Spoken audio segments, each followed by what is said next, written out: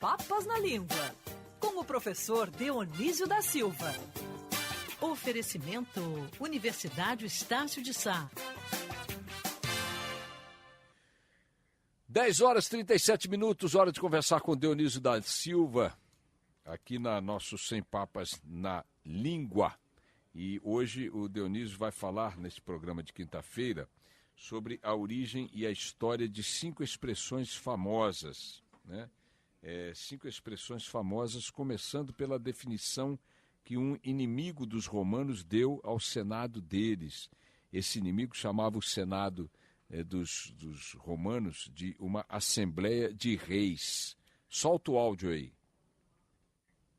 O tempora, o mores, senatus ec intellegi, consul vire, hic tamen vivit. Immovero essian in senatum veni, fit publici consilii particers, notat et designat oculis accedem, unumquenque nostrum. Nos autem fortes vini, satisfacere rei publice videmur sistius furore nactela vitemus. Bonito, né, o latim, né? Solta outra vez, mais uma vezinha aí, vamos lá. O tempora, o mores, senatus ec intellegi, consul vire, hic tamen vivit. Immovero essian in senatum veni, fit publici consilii particers, notat et designat oculis accedem, unumquenque nostrum. Nos autem fortes vini, satisfacere rei publice videmur sistius furore nactela vitemus. Ô Dionísio, bom dia para você. Deixa eu logo te perguntar, essa semelhança com o italiano decorre do narrador parecer ser um italiano falando latim, ou o latim e o italiano guardam uma identidade ainda muito forte? Bom dia, querido Boixá. Você tinha me abandonado aí nos braços da Maíra Gama e do Rodolfo. Fui muito bem tratado. Seja bem-vindo de volta. Eu disse a eles que se não te tratassem bem, o bicho ia pegar. Só por isso que a gente tratou bem, professor. Só o Rodolfo merece bater. Numa mulher não se bate nem com uma Nunca, flor. é verdade, Mas conta para nós. Porque a gente apanha depois, né, Boixá? Sempre, claro. Eu estava ouvindo aí essa oração, essa proclamação aí desse cidadão em latim. E havia momentos em que parecia que eu estava ouvindo um italiano, pelo acento e pelas palavras. Estou enganado, não? Não, Boixá, eu já disse outras vezes, você é muito intuitivo com as línguas, escolheu a profissão certa, porque trabalha falando muito. Esse trecho que eu separei e enviei é proferido por um professor espanhol. Então ele fala um latim com esse viés espanhol, mas todas as línguas neolatinas, caso do italiano, do espanhol, do português, do romeno, do francês, são muito parecidas com aquele latim. Eu pertenço a uma faixa etária, que sempre digo faixa otária, em que esse trecho das catilinárias a gente tinha que saber de cor, e era recitado, e tinha que dar ênfase. Ó tempora, ó mores, que virou depois uma expressão, né? E a abertura das catilinárias, eu acho que entre os nossos ouvintes, existem alguns que sabem de cor. Quousque tandem catilina abutere paciência nostra. Porque é assim, até quando Catilina abusarás da nossa paciência? Esse trecho aí, o Cícero, que é senador, está inconformado que todo mundo sabe que o Catilina é um conspirador, e deveria ser assassinado, porque ele quer assassinar outros, e conspurcar o poder romano, e ninguém toma nenhuma providência. Eu só quero registrar, para concluir, Boixá, que o Senado romano era tão importante e foi admirado por esse inimigo de Roma, que as reuniões eram feitas num templo, originalmente foram feitas num templo, e eles se vestiam com uma túnica que era igualzinha à dos sacerdotes. Igualzinha não, mas muito semelhante. Agora você vê, vamos comparar assim, chutates, se hoje chegasse um inimigo do Brasil e fosse fazer assim uma matéria sobre o Senado brasileiro, né? Não ia dizer nada que admirasse. Não, Nenhuma expressão de admiração faria, certamente, né? E ele veio, Boixá, este negociador que veio, posso prosseguir? Pode.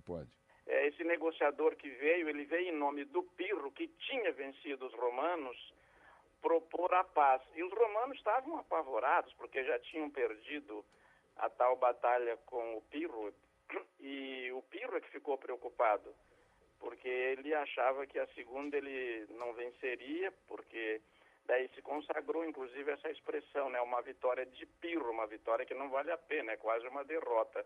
E eles estavam votando já todos a favor da paz, nas condições que o Pirro mandava, isso no século III antes de Cristo, e um senador cego, chamado Cinéias, levantou-se e fez um discurso inflamado. Como? Tropa de covarde, vão aceitar esses termos? Roma nunca foi assim. E daí recusaram o acordo. Esse é o discurso que se repete e que você colocou para tocar agora.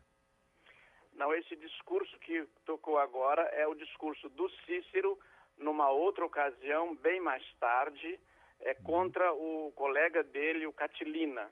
É o tal que você já tinha feito referência, até quando abusarás de nossa paciência. Isso. E esse O Tempora, o Mores, é a segunda parte desse discurso, que é longo.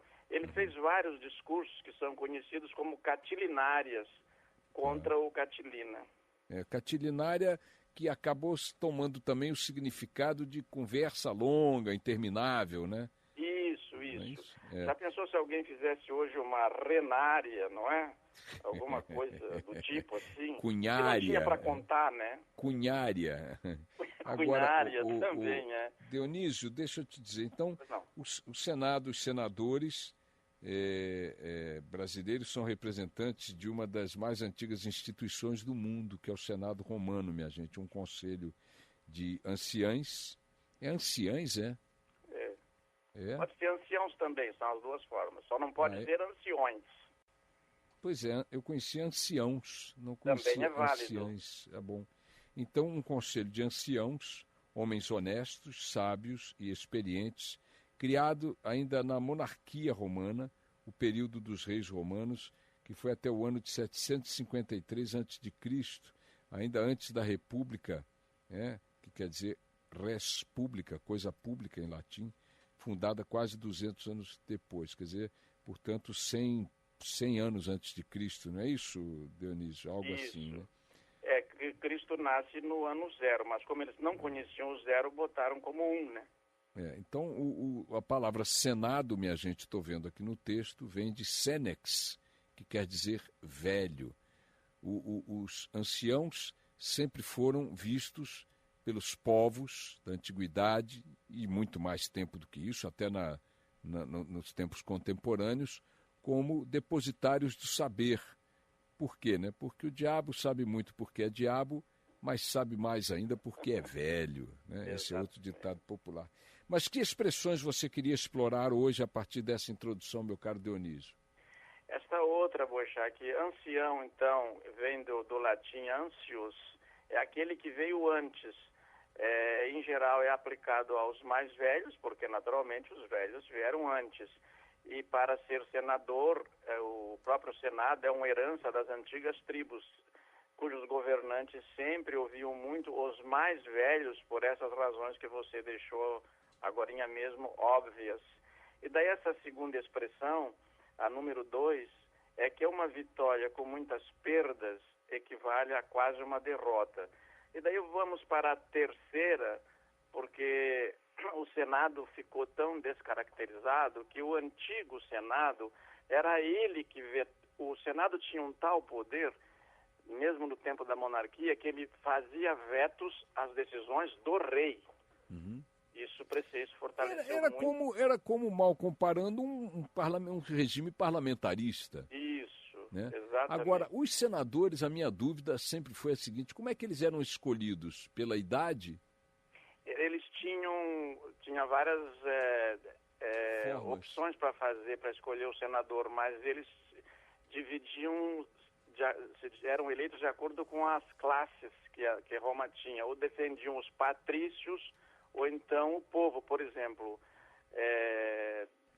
Isso é melhor consultar um especialista em direito, que eu não sou, né?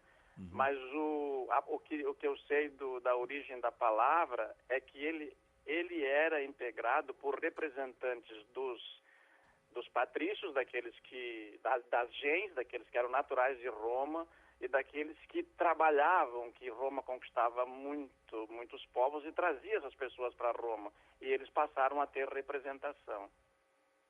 Tá certo. É bem posterior, Boixá, a organização por tribos, que eram as 3 famosas, que deu tributo, tributação e tal. Já é uma organização que leva em conta a representação do povo que vive em Roma, não só de quem é dono. Agora, portanto, toda a população, né? Já falamos Isso. aqui de Vitória de Pirro, quer dizer, um general que tinha conquistado uma vitória contra Roma, mas que não queria enfrentar a segunda porque sabia que ia perder e acabou perdendo mesmo. Portanto, a primeira vitória foi uma vitória inútil. E aí criou-se essa expressão Vitória de Pirro, né? O Quinto dos Infernos, já conversamos aqui muito sobre o Quinto dos Infernos, né? O que era mesmo, Dionísio? Então, Quinto dos Infernos não era votado, era baixado pelo rei e todo mundo achava que já era muito, né? Era 20%. De imposto. É 20%, a quinta parte. De tudo que o cidadão produzia, colhia, garimpava, ele tinha que dar 1/5 para o rei. A derrama, o primeiro projeto de independência política se deu justamente por a revolta por ser 20%. Pois bem, o atual Senado, e a Câmara também, sem interferência de ninguém, já o imposto de renda é normal que seja 27,5%. Os cálculos que os economistas fazem são todas leis votadas, aprovadas. É preciso lembrar que não é o executivo que baixa sozinho. São aprovadas. Hoje, o brasileiro trabalha de 1º de janeiro a 31 de maio só para pagar impostos. Boixá, eu adianto, assim, tomar liberdade de dar a minha opinião pessoal. Eu não acho nenhum problema isso. Não tem problema trabalhar de janeiro a maio para impostos. A grande inconformidade de quem paga é que não vem nada em troca, né? É claro. Só isso. Claro. Mas pelo menos é o dobro do quinto e não dá revolta nenhuma. Antigamente, por causa do quinto, que é bem menos que os 27,5% que a gente paga. Bom, a carga tributária sobre o PIB no Brasil é a maior do mundo. Apenas a maior do mundo.